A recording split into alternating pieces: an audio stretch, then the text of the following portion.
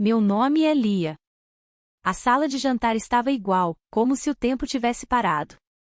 As mesmas cadeiras pesadas, a mesa de carvalho polida de sempre, e aquele jazz suave que embalava o ambiente, como em todos os feriados desde que eu tinha 12 anos. Minha mãe tinha preparado o seu prato especial de abóbora assada. Meu pai, com a precisão de um cirurgião, talhava o peru, como se ainda estivesse operando. Por um instante, quase me convenci de que tudo estava bem. Então, enquanto ele me passava o purê de batatas, meu pai levantou os olhos e sorriu. 2.000 é o suficiente por mês?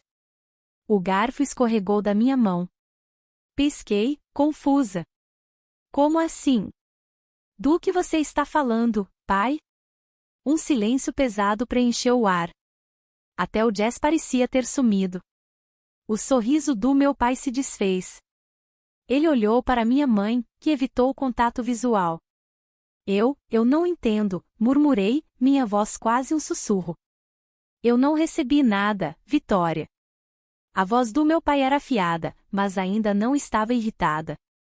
Não ainda, ela disse, limpando os lábios com um guardanapo antes de pousá-lo. Eu pensei que seria melhor usado em outro lugar. Melhor usado, ele repetiu, a voz mais alta agora. Você me disse que cuidaria das transferências. Eu cuidei, ela respondeu simplesmente. Para quem? A voz dele falhou, porque não foi para Lia. Minha mãe tentou pegar um copo d'água, mas a mão dela tremia levemente.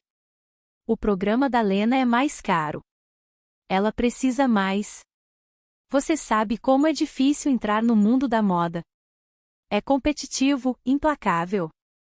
E a Lia? É para ela sobreviver de migalhas enquanto nossa outra filha passeia? Bruce, ele a interrompeu. Não, eu preciso saber por quanto tempo. Ela suspirou. Desde agosto. Ele se virou para mim. Lia, você não recebeu nada?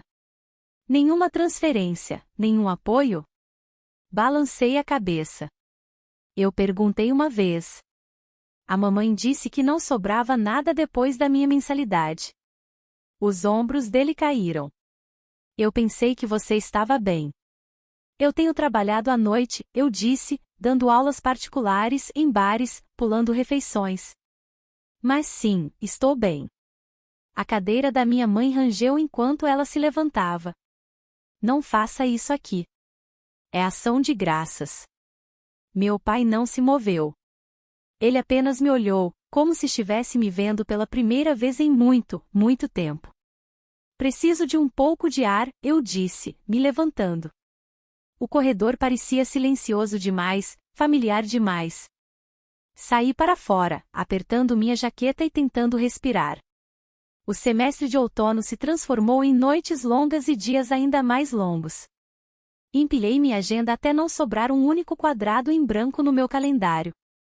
Laboratório de anatomia pela manhã, aulas particulares à tarde, e turnos no bar que se estendiam pela madrugada.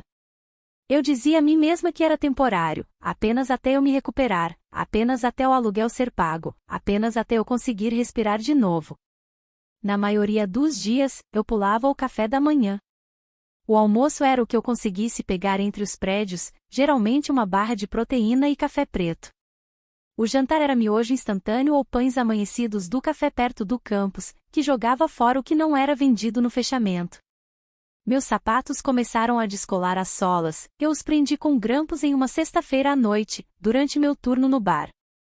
Meu corpo finalmente parou de fingir. Lembro-me do momento com clareza, uma bandeja de bebidas na mão, música pulsando, alguém acenando para ser atendido, então calor. E depois, nada. Quando abri os olhos, tudo era branco estéril acima de mim, o bip lento dos monitores e um soro na minha veia. A enfermeira do pronto-socorro perguntou se eu tinha alguém para ligar. Eu disse que não. Mais tarde, meu gerente me disse que havia ligado para meus pais depois que a ambulância chegou. Nenhuma resposta, ele disse, deixei recados. Imaginei que apareceriam. Eles não apareceram. 2 dias depois, Kevin, meu parceiro de laboratório, apareceu sem ser convidado. Ele tinha ouvido falar, trouxe um saco plástico de compras e uma assadeira. Eu não tinha dado a ele meu endereço, mas ele me encontrou de qualquer forma. Você parece que está desaparecendo, ele disse, colocando a comida no balcão. Sentei na beira da minha cama, pernas dobradas, capuz bem apertado. Estou bem, eu disse. Ele não discutiu, apenas me entregou um prato e sentou-se à minha frente em silêncio. Dei uma mordida. Estava quente e real, e tive que me conter para não chorar por um garfo cheio de macarrão. Naquela noite, dormi 12 horas seguidas. Na manhã seguinte, verifiquei meu telefone. 2 mensagens da minha mãe. A primeira: que bom que você está bem. Pode mandar para a Lena o nome daquela marca de skincare que você gostou? A segunda: não se esqueça de comer. Eu apaguei as 2. Mais tarde naquela semana, vi a Lena postar um vídeo de um brunch em West Hollywood. O rosto dela iluminado pela luz solar filtrada, com a legenda: não há melhor maneira de começar o dia, obrigada, mamãe. Fiquei olhando para a tela por um longo tempo antes de abrir meu aplicativo bancário. A tela do meu telefone tinha uma rachadura fina no canto inferior, dividindo rostos e textos o suficiente para distorcer a ilusão. Mesmo assim, rolei, não porque queria, mas porque não conseguia parar. A Lena tinha acabado de postar um carrossel de um lounge na cobertura em West Hollywood. Havia cadeiras de veludo, coquetéis com bordas douradas, o tipo de luz do sol que fazia tudo parecer caro. Ela estava com um vestido de seda creme, marcado como Dior, o cabelo preso de um jeito que provavelmente custava mais do que todas as minhas compras da semana. A legenda dizia: mamãe sempre sabe exatamente o que eu preciso. Vida de brunch. Estilo. Presenteado. Bloqueei meu telefone, coloquei-o com a tela para baixo no chão e me recostei no colchão. O teto acima da minha cama estava descascando, o frigobar zumbia alto no canto. Eu não comprava vegetais frescos há 3 semanas.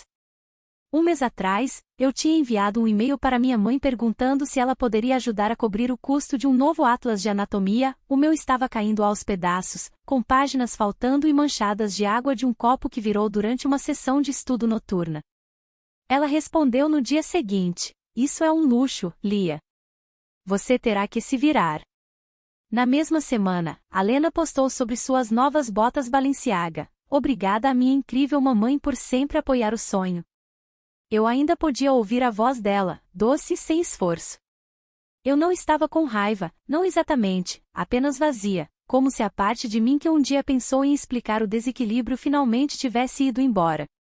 Ainda assim, eu não estava pedindo para ser mimada. Eu só queria parar de racionar até remédio. Peguei meu telefone novamente. A última história da Lena era um clipe curto, ela rindo, o cabelo ao vento enquanto se inclinava sobre uma varanda com a cidade se espalhando abaixo dela como um palco. Havia um jazz tocando suavemente ao fundo.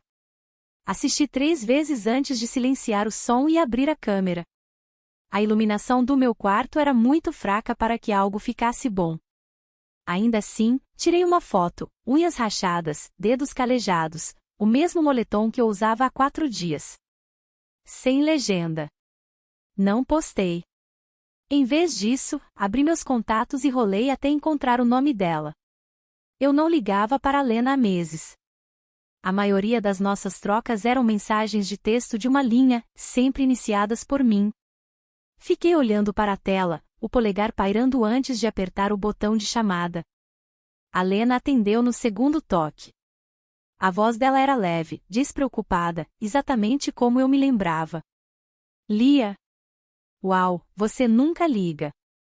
Está tudo bem? Sim, menti. Só queria ver como você estava. Faz tempo.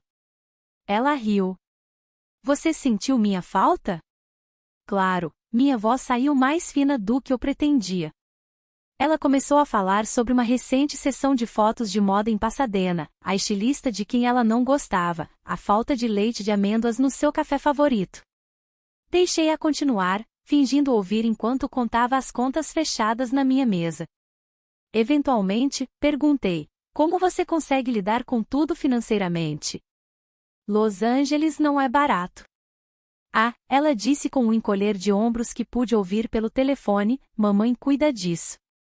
Ela me transfere 3.500 todos os meses, às vezes mais se eu tiver sessões ou eventos de networking. Minha boca secou. Isso é ótimo. Sim, ela disse, alheia. Ela simplesmente entende, sabe? Ela sempre diz que é sobre investir no sonho. De qualquer forma, como estão as aulas? Mal ouvi o resto da conversa. Assenti e disse, e isso parece legal nos lugares certos. Meu rosto estava quente, minhas mãos não paravam de tremer. Quando desligamos, encarei meu reflexo na janela. Eu parecia pálida, menor, como se algo tivesse sido arrancado. Abri uma nova aba e pesquisei voos. A passagem mais barata tinha 2 escalas e um atraso de 6 horas, mas me levaria a Chicago a tempo para o jantar de ação de graças. Cliquei em reservar agora, depois fechei meu laptop, empurrei a pilha de contas para o lado e comecei a fazer as malas. Eu não sabia exatamente o que ia dizer quando chegasse lá, mas sabia que não podia mais ficar em silêncio. E eu sabia que a mesa em que me sentaria nunca mais seria a mesma. Sentamos à mesa da cozinha, a luz do sol entrando pelas mesmas janelas onde eu costumava exibir meus testes de ortografia para receber elogios. A refeição foi silenciosa, quase cuidadosa. Mamãe havia feito sopa de lentilha e salada de frango, nada extravagante, mas mais do que eu tinha comido em semanas. Forcei 2 mordidas antes de pousar o garfo. Meu pai me olhou. Você perdeu peso. Dei de ombros. Acho que sim. Você está bem? Defina bem, eu disse. Ele franziu a testa. O que você geralmente come? Miojo instantâneo, sanduíches com desconto, sobras do trabalho, se tiver sorte. Ele fez uma pausa. Os 2.000 não estão cobrindo o suficiente? Olhei para ele. Ele não estava sendo sarcástico. Ele realmente não sabia. Não houve transferências, pai? Nenhuma. O garfo dele bateu no prato. Ele se virou para minha mãe. Vitória. Ela manteve os olhos fixos em sua tigela. O silêncio se estendeu até se tornar insuportável. Eu tenho enviado para Lena, ela disse finalmente, com a voz uniforme. Ela precisa mais. A boca do meu pai se abriu ligeiramente, mas nenhuma palavra saiu. Ela está na moda, Bruce, minha mãe continuou. É caro. Ela tem eventos, pessoas para conhecer. Ela tem que manter uma certa imagem. Pesquei.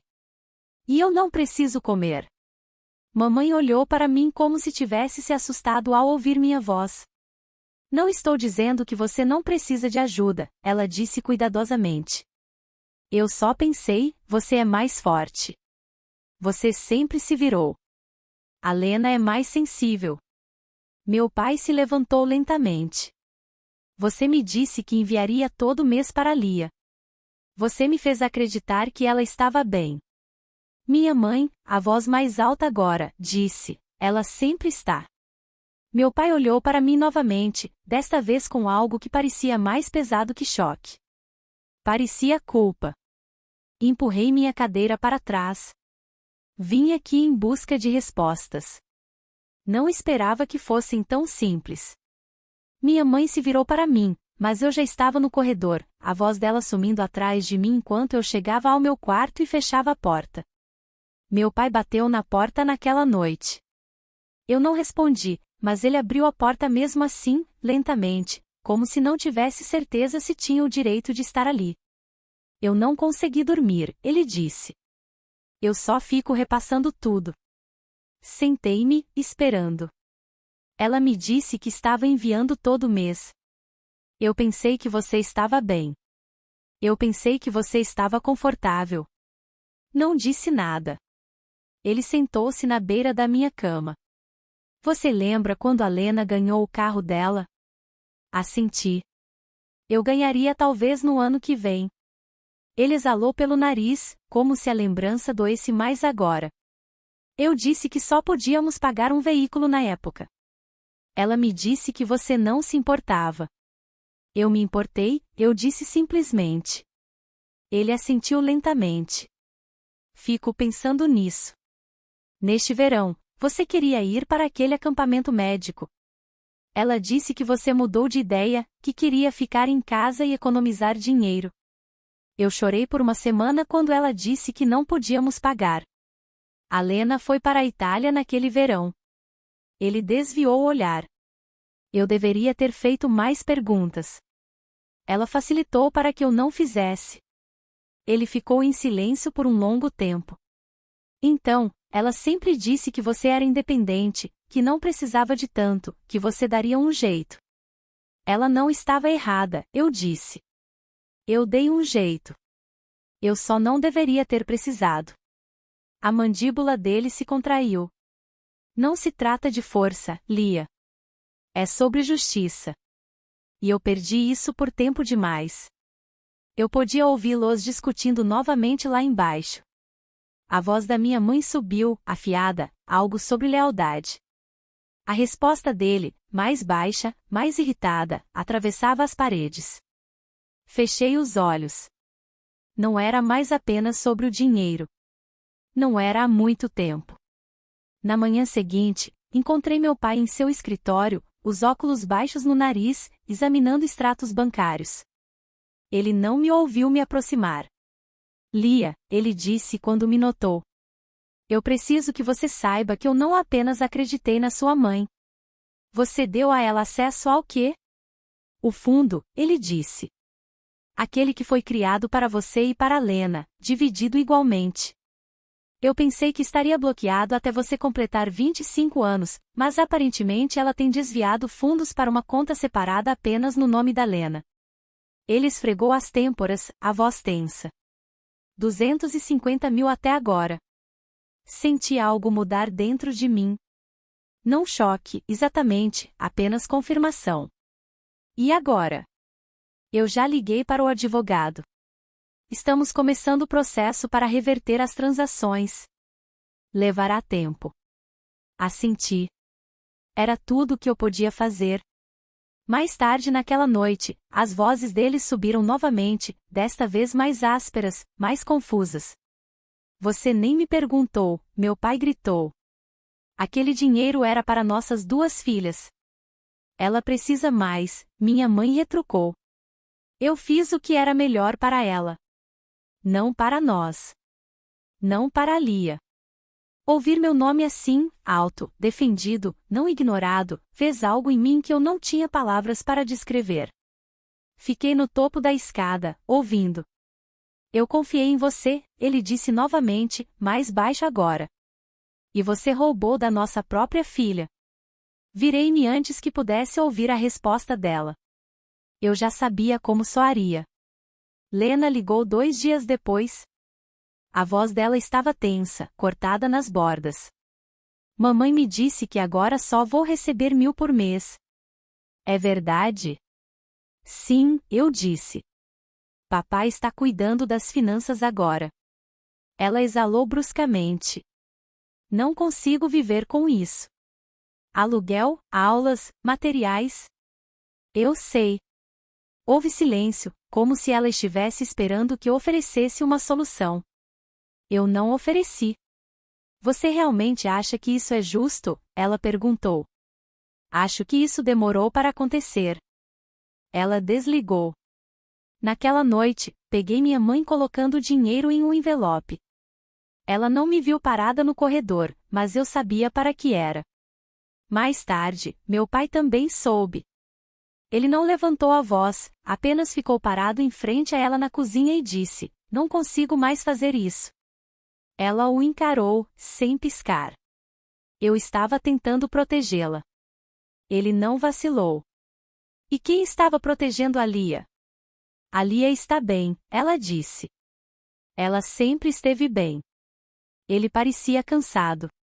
Você continua dizendo isso como se justificasse tudo. Eu só queria o melhor para Lena. Ele balançou a cabeça. E o que a Lia ganhou? Minha mãe não respondeu. Na manhã seguinte, ele chamou um advogado. No final da semana, ele havia entrado com o pedido de separação legal. A casa parecia diferente, mais silenciosa, como se algo tivesse rachado e deixado entrar um ar que nunca havia sido permitido antes. Minha mãe se movia pelos dias como se estivesse debaixo d'água. Ela cozinhava, dobrava roupa, reorganizava livros que não eram tocados há anos, mas não falava comigo, não de verdade. Fiquei por mais 2 noites. O silêncio entre os quartos se estendia como algo que ninguém queria nomear. E quando fiz minha mala e fechei o último zíper, ela estava na soleira da porta, de braços cruzados, como se não pudesse decidir se ia dizer algo ou não. Ela não disse. De volta a Filadélfia, os dias pareciam diferentes. Abandonei 2 dos meus turnos, o bar me deixou ficar com os fins de semana. Continuei dando aulas particulares porque gostava da clareza tranquila de explicar as coisas. O resto do tempo eu estudava, dormia e comia comida que não vinha de um pacote. Minhas notas subiram rapidamente, não porque de repente eu fiquei mais inteligente, mas porque finalmente conseguia respirar. Comprei um par de tênis novos, não caros, apenas intactos. Pareciam uma melhoria que tive que conquistar 2 vezes, uma no trabalho, outra no valor. A Lena mandava mais mensagens. No começo, era por hábito, depois se transformou em outra coisa. Ela enviava fotos de roupas que ela tinha estilizado para clientes na boutique. Não são de grife, mas gosto mais delas, ela escreveu uma vez. Elas realmente parecem minhas. Eu não sabia o que dizer, então apenas disse, fico feliz. Uma noite, ela ligou sem avisar. A voz dela estava mais baixa que o normal. Acho que finalmente consigo ver agora. Ver o quê? O que custou a você? Tudo isso. Houve uma pausa longa o suficiente para parecer honesta. Eu não queria acreditar, ela disse, porque se eu acreditasse, eu teria que admitir que a mamãe facilitou as coisas para mim, e isso significava que ela dificultou as coisas para você. Recostei-me na cadeira, olhando para o teto. Não preciso que você se sinta culpada, eu disse. Só não finja que foi justo. Não vou. Foi tudo o que dissemos por um tempo. Ouvi o tilintar de vidro do lado dela, provavelmente chá, não vinho. Lena nunca gostou de álcool, ela odiava o sabor. Eu sempre achei isso engraçado. Ela pigarreou. Você vai para casa nas férias? Não tenho certeza. Papai vai. Eu também vou. Hesitei. Talvez pudéssemos ir juntas, ela acrescentou. Não disse sim, mas também não disse não. Faz 1 ano desde aquele jantar. Ainda estou na Filadélfia, ainda na escola, mas tudo parece mais estável agora. Eu durmo, como, estudo sem olhar o relógio como se fosse uma ameaça. Meus professores notaram a diferença, e eu também. A Lena ainda está em Los Angeles, mas ela não é mais a mesma garota que postava todo brunch. Ela trabalha meio período em uma boutique que promove moda sustentável. Ela desenha peças com sobras de tecido e fala mais sobre artesanato do que alta costura. O orgulho na voz dela é mais discreto, mais real. Mamãe trabalha em uma loja de artigos para casa agora. Ela diz que é temporário, mas não pergunto mais. Nossas ligações são breves, educadas. Há uma distância que nenhuma de nós sabe como atravessar. Papai, por outro lado, liga toda semana. Às vezes falamos sobre a escola, às vezes não. Quando ele visita, ele traz livros e mantimentos e ouve como se o tempo não fosse mais um luxo que ele tivesse que racionar. Uma noite, Lena ligou, exatamente quando eu estava saindo da biblioteca. Pensando em ir para casa nas férias, ela disse. Para ver a mamãe. Não disse nada. Você quer ir junto? Ela perguntou. Não por ela, só para fazer certo desta vez. Houve um longo silêncio, mas ela não sentiu. Ela apenas esperou. Assenti antes mesmo de perceber que estava fazendo isso. Ok, eu disse. Vamos. O Natal chegou sem grandes gestos, apenas um voo de manhã cedo, 2 malas de mão e uma batida silenciosa na porta. Lena e papai entraram primeiro. Eu o segui. Mamãe atendeu com um suéter que eu não reconheci, simples, ligeiramente desgastado. O cabelo dela tinha mais grisalhos do que no ano passado. Ela sorriu fracamente, o sorriso não chegava até os olhos. Sentamos ao redor da mesma mesa onde tudo desmoronou. A comida era simples, vegetais assados, uma torta comprada em loja, peru seco que meu pai cozinhou demais. Ninguém tocou no passado, mas ninguém fingiu que não havia acontecido também. Isso, eu acho, foi a vitória. Passamos os pratos. Lena elogiou o recheio. Papai perguntou sobre minhas aulas. Mamãe disse que ainda estava se acostumando com o horário de varejo. Era honesto, não caloroso, mas honesto. Mais tarde naquela noite, desfiz as malas no meu quarto de infância. As paredes pareciam menores. Tirei um envelope branco simples da minha bolsa, o recibo da minha mensalidade. Coloquei-o na gaveta ao lado de uma nota dobrada que meu pai havia escrito alguns meses antes.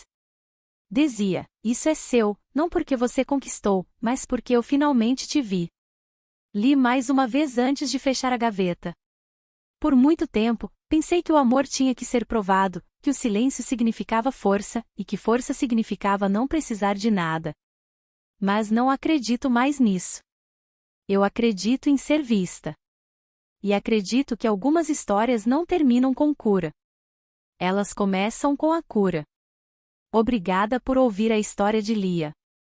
Se você gostou desse vídeo, por favor curta e compartilhe para nos apoiar a trazer mais histórias emocionantes, e se inscreva no canal para não perder nenhum lançamento. Até o próximo vídeo.